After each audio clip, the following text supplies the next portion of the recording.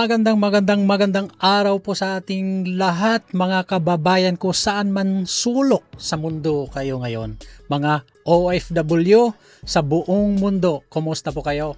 Maraming salamat po sa inyong panunood nitong ating video na ginagawa araw-araw. Kung hindi dahil sa inyo, wala po tayo dito. Kaming mga vlogger, merong advokasya para tutulan or against sa mga nangyayaring korupsyon sa ating bansa. Wala po kami dito kung wala yung mga viewers namin. Kahit na ang kakapal ng mukha namin, nabubulol, yung mga kapwa Bisaya dyan, mga kapatid nating mga Tagalog, at lahat ng mga Pilipino, maraming salamat sa inyong panunood sa ating video. Kung kayo mga Marcos loyales, wala kaming pakialam. Dahil sasagasaan namin kayo, wala kaming pakialam, masakit man itong banat namin sa inyong presidente, pero hindi kami matitinag sa pag-expose dito sa mga korupsyon na nangyari sa ating bansa. Ang aming advocacy against tayo sa lahat ng larangan ng korupsyon na nangyari sa ating bansa. Kaya kayo pong mga kapwa ko DDS, maraming salamat sa inyong suporta. Yung mga hindi kayang isigaw yung kanilang mga boses dito sa social media, andito kami, handa kaming makinig at aming i-expose yung mga korupsyon pang bababoy nila sa ating bansa, lalong-lalo na itong massive na korupsyon na nangyari sa ating bansa. Kayo po'y bago lang sa ating channel, inimbitahan ko po kayo na mas-subscribe itong ating channel dahil binubuhis namin ang aming buhay dito. Pinapakita namin ang aming makapal na mukha. Wala kaming pakialam kung kayo'y mga Marcos loyales at kayong mga DDS dito. Thank you sa panunood ninyo. Well mga kababayan, pag-uusapan natin yung issue ngayon na napakainit Hindi lang ang korupsyon ang ating i-discuss dito, kundi yung mga Makatai Black, mga Pinklawan na ayaw naman talaga nila na mag-resign itong si Marcos kasi magbe-benefit ang ating Vice Presidente. Kasi by law of succession, well of course kung mawawala ang presidente, andyan nakaantabay at nakastandby ang ating Vice Presidente. Mga kababayan, mga Makatai Black, mga Pinklawan, ano ba talaga yung pinagsisigaw ninyo? Kayo ba ay anti-corruption? O meron talaga kayong mga personal interest? Kasi bayad kayo. Kayong mga Makatai Black, kayong mga hayop na mga NPA na mga terorista sa ating bansa. Ano yung pinagdalaban ninyo? Akala ko ba anti-corruption kayo? Bakit hindi ninyo gustong suportahan itong panawagan natin na bumaba na sa pwesto itong ating presidente na until ngayon nililihis nila ang investigasyon sa flood control? Kasi ang flood control, ito yung pinag-uusapan, umabot na nga sa ibang bansa na ang Korea hindi na nagpapautang sa atin, mga kababayan, di ba? Ngayon, yung flood control, dahil nilagay allegedly itong si Rimulya para magiging filter ito pagdating ng panahon at lahat ng mga investigasyon. Kasi ang investigative body natin sa pagsawata ng mga public officials ay ang ombudsman para kasuhan doon sa Sandigang Bayan. Sila yung mag-prosecute sa mga kawatan, paano na magiging ng hustisya na aasahan natin kung ang mismo ang mag-prosecute sa mga tiwali at mga kawatan, mga putang inang mga politiko ay tao lang din ng ating administrasyon. Dapat ang magiging ombudsman na inappoint dyan ay dapat hindi politiko. Politiko itong si Rimulya. Anong aasahan natin? Sasabihin na wala tayong sasantuhin. Ulol, wag nyo kaming gaguhin. Bakit? Totoo ba yun? Walang sasantuhin? Yung pamilya mo, political, yung mga pamilya mo nasa politics. Ang dalingang nakalaya yung anak mo Diba? Mga kababayan, grabe na ang nangyari sa ating bansa. At ito, yung mga nangyari ngayon, gagawin. Payag ba kayo mga kababayan? So, siyempre ako hindi. Hindi ako papayag na magiging state witness itong putang ina na allegedly ang mastermind sa flood control, itong si Martin Romualdez. Sabi nga ni Chavit Singson, ay dapat hindi yung magiging state witness yung mastermind. Ang magiging state witness, mga kababayan, is itong least evil na least involvement sa mga korupsyon. Mga kababayan, imagine ang ating Senate Blue Ribbon Committee. Ano na nangyari?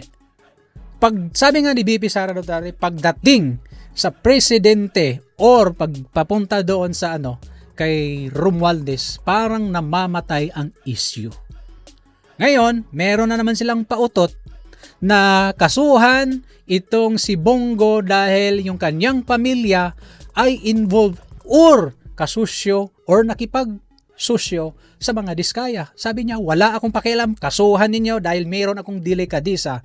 Dahil nung term ni President Duterte, pag ginamit, name dropping, pag ginamit yung kanilang pangalan niya at pangalan ni Pangulong Duterte, consider it void at wag ninyong i-consider kasi meron silang delikadisa. Kasalanan ba ni Bongo na nagiging kontraktor yung kanyang pamilya nung wala pa siya sa politika? Hindi. Kaya ngayon, nililihis nila ang investigasyon ng flood control. Wala ng investigasyon sa flood control. Papunta na doon sa farm to market road, mga kababayan. Ganito kawalang hiya at binaboy tayo, ginago na tayo, mga kababayan. Kaya wag tayong patitinag, tayong mga hindi lang DDS at mga naniniwala sa ating advokasya na anti-corruption. Kailangan mag-ingay tayo, hindi tayo mapapatinag kahit anuman ang pag-alipusta or itong mga tauhan ng mga putang inang nasa Malacanang na mga trolls nila, mga keyboard warriors na babatikusin tayo. Wala tayong pakialam dahil mahal ko ang bansa ko. Nakikibaka ako dito dahil ayaw ko pagdating ng panahon ang mga anak ko, ang pamilya ko sa mga next generation ay wala tayong ginagawa. Kasi bakit lumitaw ako dito sa social media? Kasi sobra na Sino ba? Patanong ko, sino ba ang pwede magsalita dito sa mikropono? Dito sa social media. Kasi wala nating maaasahan. Ang mga mainstream media ngayon, wala na. Lahat, allegedly, sila bayad. Tingnan nyo ang ibang vlogger ng mga bayaran. Laging bukang bibig. Yung iba nga, mga double agent. Pero, lagi siya nasabi, mahal natin si Tatay Digong. Pero never nila nabanggit itong si Romualdez. Never nilang nabanggit na mag-resign itong si Bongbong Marcos. Alam ko, impossible na mag-resign. Gaya ng sabi ni BP Sara Duterte, mahirap yan. Kasi yung EFP at PNP, wala Wala tayong suporta at mahirap talaga yung kudita dati. Ngayon, well, of course, sasabihin ng PNP and EFP na kayo, kung mahuli kami dyan, kayong bahala sa mga pensyon namin. Meron din kaming pamilya. Understandable na po. Pero tayo, sino ba ang makikibaka? Kasi wala na Nabudol tayo di ba? Nabudol tayo. Pagdating ng rally, wala. Kaya nga sabi ni Chavit Singson, anong masasabi niya sa state witness si Martin Romualdez? Ito, pakinggan natin mga kababayan. Ito, sinabi niya. Gagawing state witness daw ang Speaker of the House. Niloloko ng taong bayan. Totoo. Main principal na character dito, siya may kasalanan na lahat sa investigasyon nila. Nandun na lahat ang pera. Gawin mong state witness. Bayan ba tayong paggago? Hindi naman gago lahat ng Pilipino. Di ba? Gusto nilang gaguhin. Gusto na nila tayong gaguhin. Siyempre, sinong nagko-control ngayon sa investigasyon? Ang ICI na wala namang mandato to prosecute them. Ang magpo-prosecute niyan is ang ombudsman. Kaninong tao yung nasa ombudsman ngayon? Kay Bongbong Marcos. ang iniimbestigahan ngayon under sa executive, itong DPWH. Ha? Anong aasahan natin mga kababayan? Meron ba tayong aasahan itong mga putang ina? Ha? Wala eh. Selective. Ha? This is very injustice. Sa totoo lang. Ngayon, maraming ghost project kasi iniimbestigahan. Pati nga hearing sa ICI, merong ghost hearing. Ayaw nila ipakita. Malay natin kung ano yung pinag-uusapan ninyo diha. Kung sa inyo hanggi, basi gahong-hong ramo diha, pila inyong bahin. Di ba, mga kababayan? Tama ba tayo? Anong tinatago ninyo? Tapos, pagdating sa usaping flood control sa investigasyon, wala na. Pagdating sa kung matutumbok na ang pangalan ng Pangulo at kay Martin Romualdez, wala na. Sabi ni BP Sara, wala na. Patay. Patay ang isyo. Ngayon, anong nangyari sa Senate Blue Ribbon? Kaya nga dapat palitan itong si Tuta Suto at itong si Pinky Lacson. Dapat lang. At ang mag-handle dyan sa Senate Blue Ribbon Committee, ang chairman ay dapat may bayag. Kagaya kang Senador Marcoleta. Yan ang dapat. Abogado, may paninindigan at hindi nasusuhulan. Hindi kagaya nitong mga animal na to. Kung totoo kayong mga animal dyan na pagdating doon sa usaping hindi nila ma-mention, kaya nga napatalsik itong si Escudero kasi pinangalanan niya, papunta na doon. Sabi nga niya, hindi siya safety kay Marcolita, kaya pinalitan si Marcolita. Ganito ka-powerful itong mga putang inang nasa Malacanang. Ha? Bato-bato sa langit, tamaan, sana ay wag magalit. Pero sobra na eh. Ha? Gagawin ninyong statementness itong hayop na to, na posibleng mastermind sa pagnanakaw sa billion na pera ng taong bayan. Corruption, ha? Corruption ito. Ha? Mabuti pa itong sa sa Madagascar ba 'yon na nag-rally ang mga Jinze. Umalis, ha? Sa atin, kapalan ng mukha itong mga putang ina. Ha?